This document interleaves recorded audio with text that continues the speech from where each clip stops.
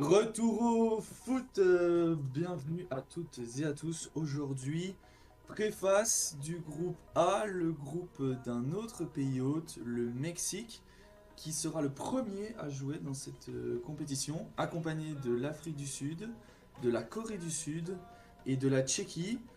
Un groupe très intéressant pour aujourd'hui. Pour en parler avec moi, Florentin, ça va? Oui, ça va très bien. On va parler d'un groupe plutôt serré et on verra si on a des divergences. On peut commencer tout de suite. Ok, on peut commencer tout de suite du coup avec le premier match, le match d'ouverture, le match important pour le Mexique de mon point de vue. C'est 3 points qui sont à prendre s'ils veulent absolument continuer. Donc je sais pas ce que t'en penses. Ouais, le Mexique qui va donc débuter la compétition sera le premier match de la Coupe du Monde, vraiment le tout premier.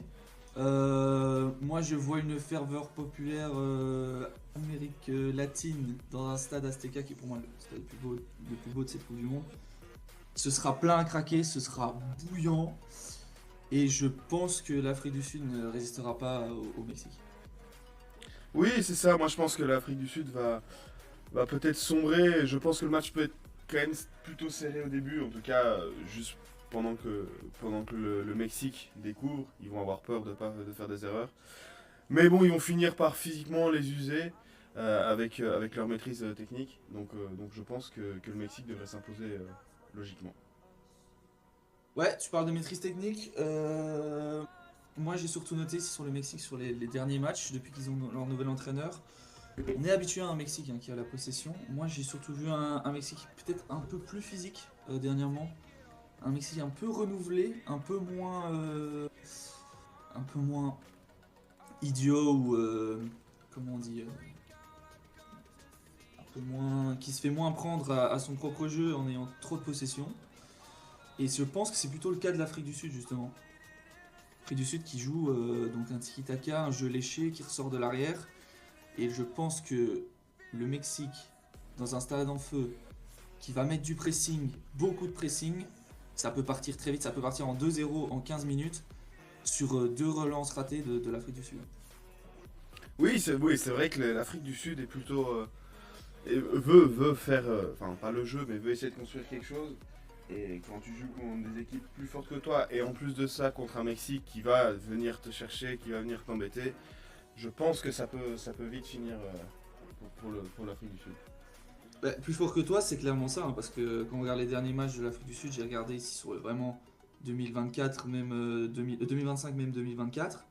La dernière fois qu'ils ont vraiment battu une équipe plus fort qu'eux, on parle de la Coupe d'Afrique des Nations, mais pas de cette année, d'il y a 2 ans, hein, où ils avaient pu battre le Maroc. Et d'ailleurs, dans ce match-là, le Maroc avait pris une carte rouge. Sinon, en fait, ils battent les équipes moins fortes qu'eux, parce que oui, on a la possession, oui, on construit du jeu, mais dès qu'on a une vraie opposition, ce château de cartes tombe à l'eau, quoi. Oui, c'est ça, c'est ça qui va être aussi intéressant, c'est que dans ce groupe-là, pour moi, ils ont des équipes qui sont dans tous les cas plus fortes que, donc ils vont peut-être avoir du mal ou changer quelque chose, on verra bien. Et pour ce deuxième match, donc Corée du Sud de Tchéquie, moi ce que j'ai pu analyser, ce que j'ai pu comprendre, c'est que ça allait être un duel plutôt tactique, avec une Tchéquie bien organisée et une Corée qui va pouvoir essayer d'aller se mettre dans les trous. Mais sincèrement, je pense pas que la Tchéquie va laisser assez d'espace derrière pour que la Corée du Sud installe son jeu. Ouais, c'est intéressant, c'est que moi je vois la Corée du Sud comme une équipe très verticale, pas forcément de transition, parce que même dans leur possession ils sont très verticaux, passent beaucoup par l'axe. Et c'est vrai que c'est peut-être là que la Tchéquie, c'est quand même son point fort, c'est un axe milieu de terrain et défensif très très fort. Et ça passera peut-être par les ailes, je pense que ça va être le point clé de ce match. Moi je dirais surtout la Tchéquie, ce qui est impressionnant, c'est leur capacité sur les phases arrêtées. J'ai quand même noté ici, donc ils se sont qualifiés via les playoffs contre le Danemark, ils font 2-2, puis ils vont gagner au penalty, mais les deux buts contre le Danemark, c'est une rentrée en touche et un coup franc direct. Contre l'Irlande, ils font également 2-2, on est sur un penalty et un corner. Et ensuite, si on prend leur match qu'ils ont joué en phase de qualification, la vraie opposition qu'ils avaient, c'était contre la Croatie. Ils ont fait un match 0-0 et l'autre match, ils ont perdu 5-1. Et leur seul but contre la Croatie, je crois que c'est un coup franc, ou non, c'est un corner aussi. Donc, la Tchéquie les maîtres des phases arrêtées. Mais oui, et ça peut être très important dans ce genre de match où ça va être très serré, ça va jouer sur un détail. Et donc pour moi, c'est là que je donne l'avantage à la Tchéquie pour ces petits trucs en plus qui vont peut-être jouer pendant ce match en sachant que ça va être très serré et qu'il y aura besoin de ce petit truc en plus pour passer devant. Ouais, moi je pense quand même que la Corée du Sud peut répondre en vitesse. C'est un manque de vitesse en Tchéquie. Oui, alors ça c'est sûr, c'est ce que je m'étais noté aussi, c'est que le match va être vraiment un duel entre la vitesse coréenne et l'organisation tchèque. C'est vraiment ce que je me suis dit. Mais j'ai envie de croire que la Tchéquie va pouvoir gérer, en tout cas compenser assez longtemps que pour gérer le match. Ouais, les forces pourraient très bien s'annuler aussi et on pourrait avoir un match nul. Moi j'ai un problème, c'est qu'effectivement je parlais de la capacité physique de la Tchéquie. Quand on regarde la capacité physique de la Corée du Sud, en débauche d'énergie, oui. Maintenant en taille, en physique réelle, on a surtout Kim Min-jae, défenseur du Bayern, qui a souvent des pépins, souvent des blessures. Il va être un peu la clé aussi de cette équipe. Quand on voit la Tchéquie relancer souvent des longs ballons, hein, beaucoup de kick and rush en Tchéquie sur Chic, il va y avoir un vrai duel Kim Min-jae-Chic. Oui, ça va être intéressant de voir comment ils vont s'organiser, mais c'est sûr que quand on regarde l'effectif, on sent moins de présence physique. Et c'est ce qui peut peut-être faire la différence encore une fois pour la Tchéquie, parce que pour moi, voilà, les Tchèques, on les connaît, ils sont déjà un peu plus physiques et encore plus quand on regarde cette équipe. Ouais, donc un duel un peu de style hein, quand même, verticaux très rapide et un peu plus jeu au sol technique au niveau de la Corée du Sud, une Tchéquie un peu plus bourrine, on va dire les termes.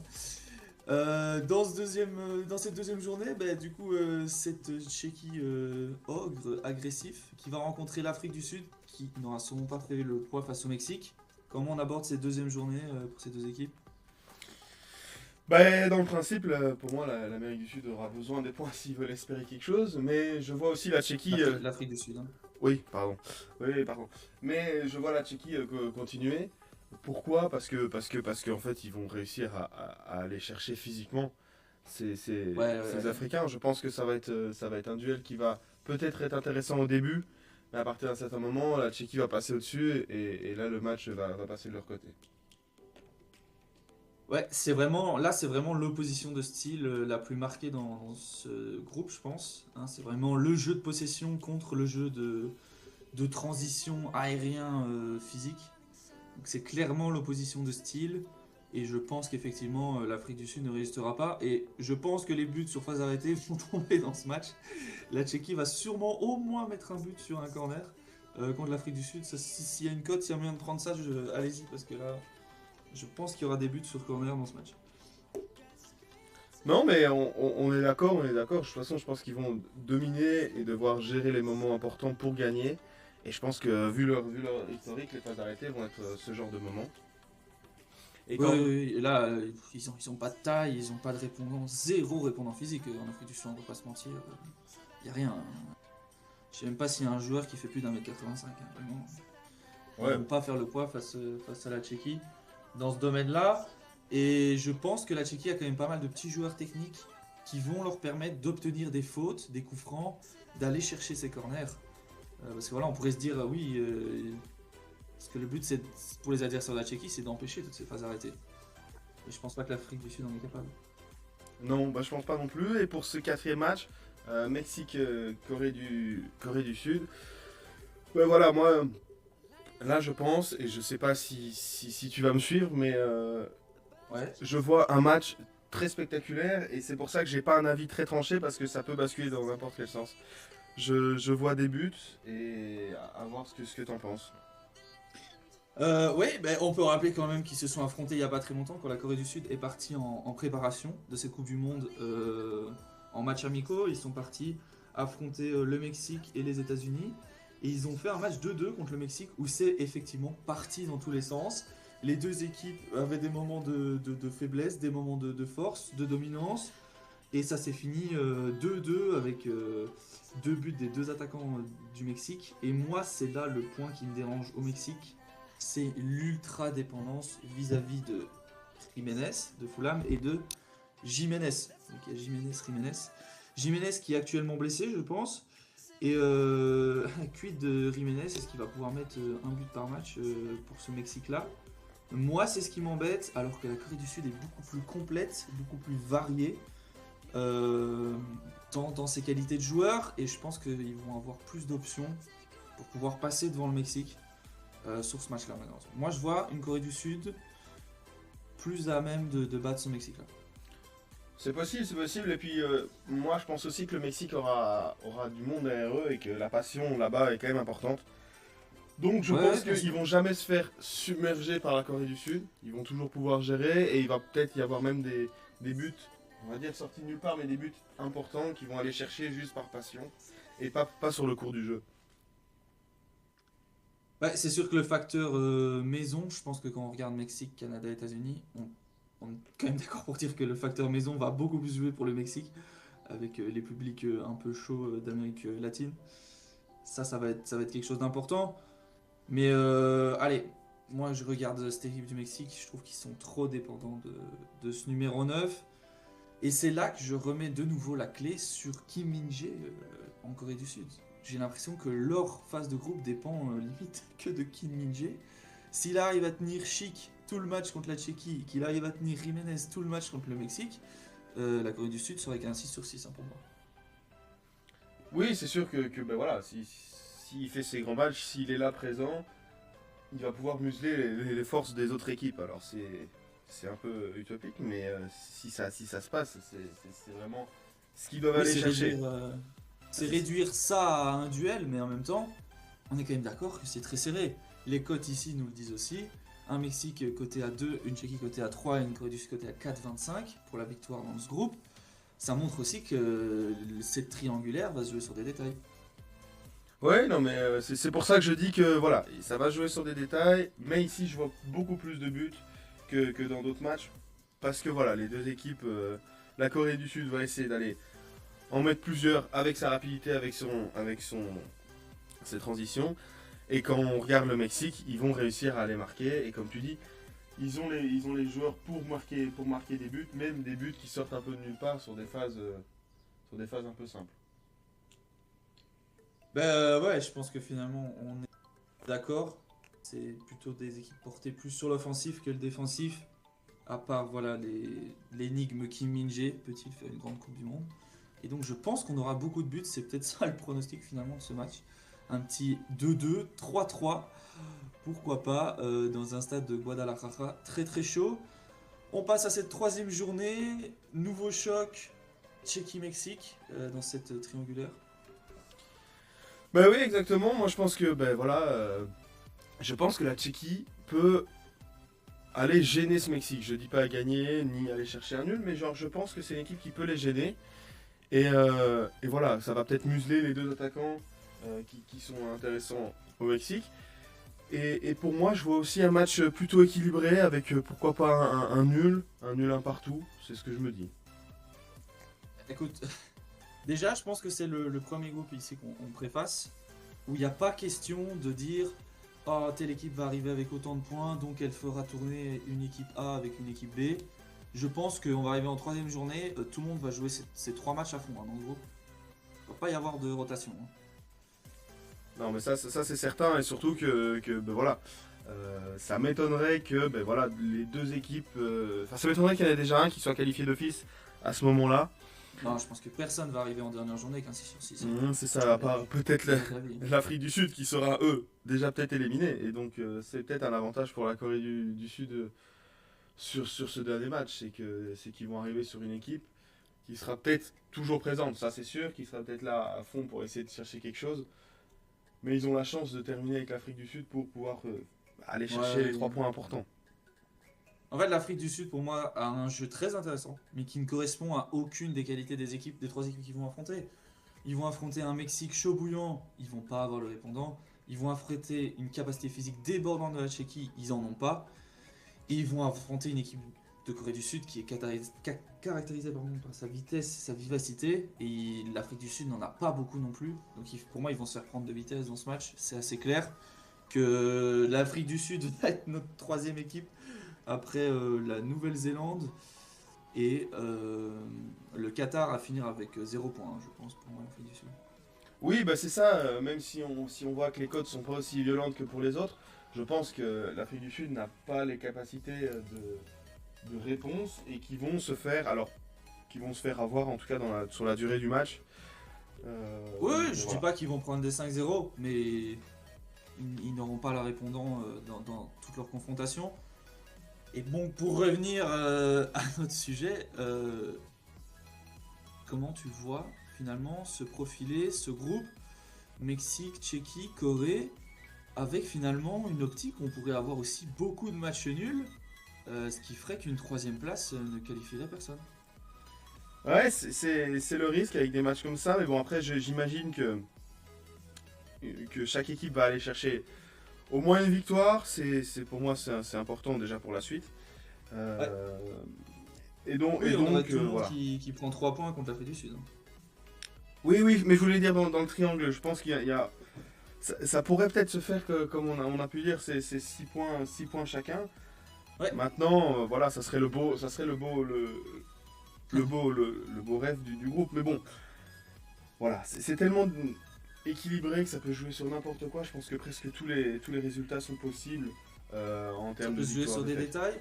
Si on part sur une égalité, ben, ça se joue, imaginons voilà, quelque chose d'assez cohérent, peut-être tout le monde à 6 points, ou alors des matchs nuls, qui pourrait, à la différence de but, passer devant. On pense surtout bah, du coup à ce match contre l'Afrique du Sud, qui pourrait mettre un score 4-0 à l'Afrique du Sud et se positionner dans un goal average intéressant. Ben moi, dans ce contexte-là, je verrais bien la Corée aller mettre des buts à cette Afrique du Sud. En les prenant de vitesse, en allant chercher ben voilà, Dans un dernier match en plus. des espaces qui vont se créer au fur et à mesure du match. Donc moi, je verrais plus de buts à ce niveau-là. Maintenant, ça va se jouer ça va être très serré encore une fois, même là-dessus, parce que le Mexique, en match d'ouverture, a les capacités aussi de faire un gros match d'ouverture et de surfer Ouais, sur mais ce truc. je pense que quand même, hein, Mexique-Corée au-dessus de la Tchéquie dans ce style-là, quoi. Oui, c'est ça, parce que la Tchéquie est plus là pour gérer. Donc oui, ils vont gérer leur match, ils vont aller le gagner, mais ils vont pas aller enchaîner les buts. Ouais, en plus, eux, ils jouent en deuxième journée, donc ils vont devoir gérer un peu leur tournoi. Je pense que si c'est 1 ou 2-0 à la 60e pour la Tchéquie contre l'Afrique du Sud, ah, tu fais tourner, hein, tu joues le Mexique en troisième journée. Enfin, ils vont réfléchir, ils vont plus être calculateurs, cette Tchéquie. Ouais, bah de toute façon, c'est très intéressant Ça va être très intéressant pour eux en même temps d'avoir cette Afrique du Sud au milieu, avoir ce match un peu tampon où ils peuvent, sans abuser, faire tourner. Et voilà, voilà. Je pense que ça va être très très serré. Et que pour donner un classement maintenant, il faut vraiment être devant. Faut se lever tôt, faut être Ouais, c'est devant.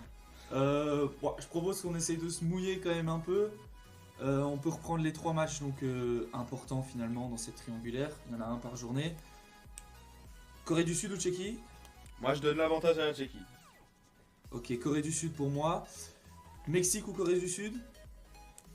Ah, moi, je verrais un nul ou alors une victoire du Mexique, mais je vais rester sur un nul. Match nul. Je vais partir sur la Corée du Sud. Et du Et coup, ben ouais, ça Tchéquie, devient des Mexique. matchs. Bah écoute, là moi aussi, en fait, je verrais bien un nul aussi. Alors sur des plus petits scores, bien sûr, que Mexique-Corée du Sud, mais je verrais aussi un nul. Et moi je vais dire Mexique. Ok, Voilà, donc moi je prends le parti pris que cette Tchéquie ne peut pas s'en sortir que grâce à son physique et que grâce à ses phases arrêtées. Et qu'il y aura pour moi trop de répondants techniques et de vitesse au Mexique et en Corée du Sud. Et voilà, je prends le parti pris aussi d'une petite surprise. Pour moi, la Corée du Sud qui viendrait battre le Mexique à domicile. Je sens bien cette Corée du Sud, je sens bien ce Kim Min-jae légendaire pour son pays. Et j'ai aussi voilà, d'autres petits noms que j'avais notés. Young Woo-sil, latéral droit de Belgrade, de l'étoile rouge de Belgrade, un joueur vraiment à suivre. Et le milieu de Feyenoord, Imbin, voilà, c'est des joueurs quand même intéressants à suivre. Je vais aussi citer ceux qui sont à suivre au Mexique. Gilberto Mora, la pépite du pays. Gardez bien son tête en nom, Gilberto Mora de Tijuana. Et des petites pépites en Tchéquie, on peut avoir Peter Souch, donc bah, il joue à Lyon maintenant, c'est plus trop une pépite. Provod de l'Étoile Rouge aussi, du Slavia Prague, pardon. Et Martin Vitic, hein, qui a aussi quitté le pays. Bon voilà, quelques noms à suivre dans ce groupe. Bah, du coup, toi, ton classement, voilà, en fonction de ce que tu as pu donner. Eh ben, si j'en suis mon classement, je pense qu'on partirait sur Tchéquie, Tchéquie, Mexique, Corée. Tchéquie, Mexique, Corée, Et puis avec tout le monde qui passe au tour suivant. bah, dans le principe, oui. Mais dans le principe, oui. En tout cas, bah, ils auront 4 points pour la Corée du Sud. Donc pour moi, ça sera largement assez. Oui, moi, donc je vois une Corée du Sud remporter ce groupe. Ouais, n'hésitez pas, la cote est à 4,25. Un Mexique deuxième. Donc peut-être quelque chose comme 7 points pour la Corée, 6 pour le Mexique, hein, quelque chose d'assez serré. Enfin ça c'est pas possible, mais quelque chose comme 7 ou 5. Faudra refaire les comptes. Et je pense que je vois une Tchéquie, s'ils arrivent à accrocher un nul, effectivement ils passeront sûrement avec leurs 4 points. Mais je suis pas sûr qu'ils vont réussir à accrocher un nul dans cette triangulaire. C'est peut-être la surprise de ce groupe, c'est que je vois peut-être la Tchéquie sortir avec 3 petits points glanés dans une petite victoire 1-0 contre l'Afrique du Sud. Pas très brillante, qui leur donne un goal average pas très favorable pour sortir dans les 8 meilleurs troisièmes. Donc voilà, Ben tu ouais. dis, tu vois une Tchéquie bien au-dessus, une Corée en dessous, un Mexique au milieu. Je vois l'inverse, une Corée au-dessus, une Tchéquie en dessous, un Mexique au milieu. Une Afrique du Sud qui n'aura pas son mot à dire dans ce groupe, qui finira sûrement avec 0 points. Donc, entre la ferveur mexicaine, la vitesse coréenne et le physique tchèque, qui va sortir son épingle du jeu dans cette triangulaire des enfers du groupe A? Donnez-nous vos avis en commentaire. N'hésitez pas à liker cette vidéo et à cliquer sur la playlist Road to World Cup 2026 pour retrouver tous les épisodes qui préfacent les 12 groupes de cette Coupe du Monde. Et n'hésitez pas aussi à vous abonner à notre chaîne YouTube Retour au foot. Florentin, salut à tous. Eh ben salut à tous.